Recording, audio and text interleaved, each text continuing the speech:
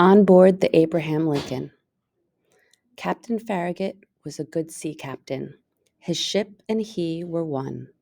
The monster responsible for the terror on the high seas put Captain Farragut into action. He promised to rid the waters of the great monster. The officers and crew on the Abraham Lincoln shared the same opinion as the captain. They wanted to meet up with the monster. They would catch up with it and bring it on board. Then they would cut it up. This was the object of the voyage. Captain Farragut offered $2,000 to the first man to spot the monster. Everything needed to catch it was on board. Captain Farragut had the good sense to have Ned Land, king of the harpooners, come along on the trip. Ned was from Canada. He was a large man of great strength. Ned had a no-nonsense manner about him. He did not believe that there was a living creature that was trying to destroy the ships at sea.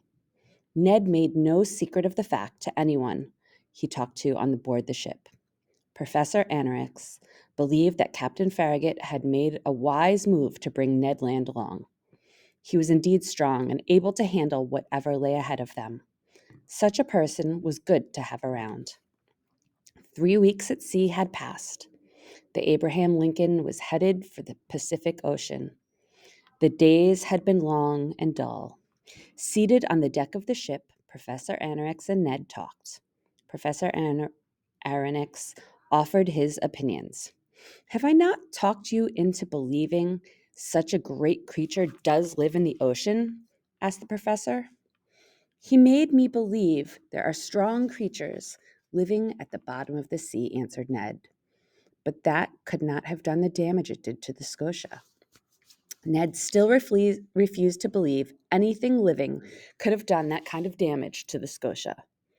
So, thought the professor, Ned Land is not only strong, but he is a stubborn person as well. For 3 long months, the Abraham Lincoln searched the waters of the Pacific Ocean. This was the last place the creature had done damage to a vessel. Nothing was seen by the crew.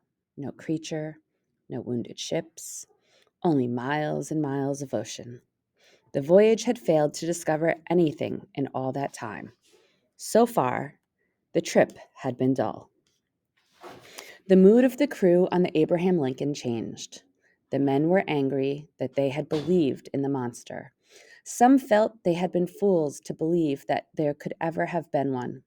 Captain Farragut sensed the mood of the crew. He had to make up his mind what to do about the voyage. He told the men to wait just 3 days longer. If there was no sign of the monster after that, they would turn the ship around. Then they would head back to the United States.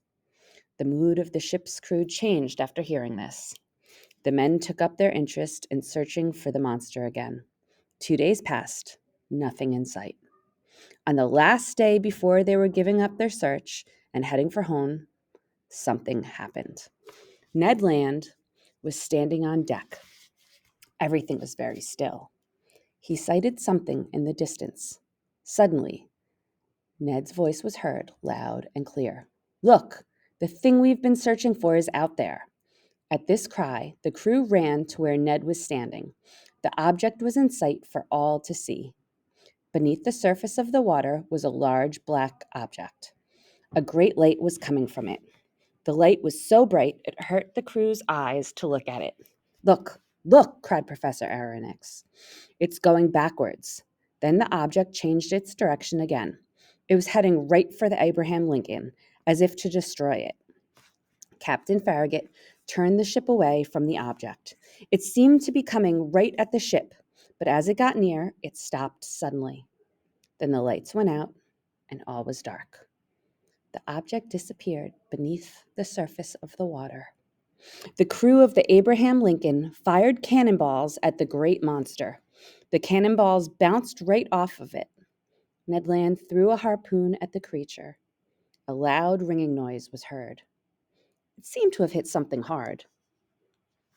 Just then, a great spray of water was thrown from the object onto the deck of the Abraham Lincoln.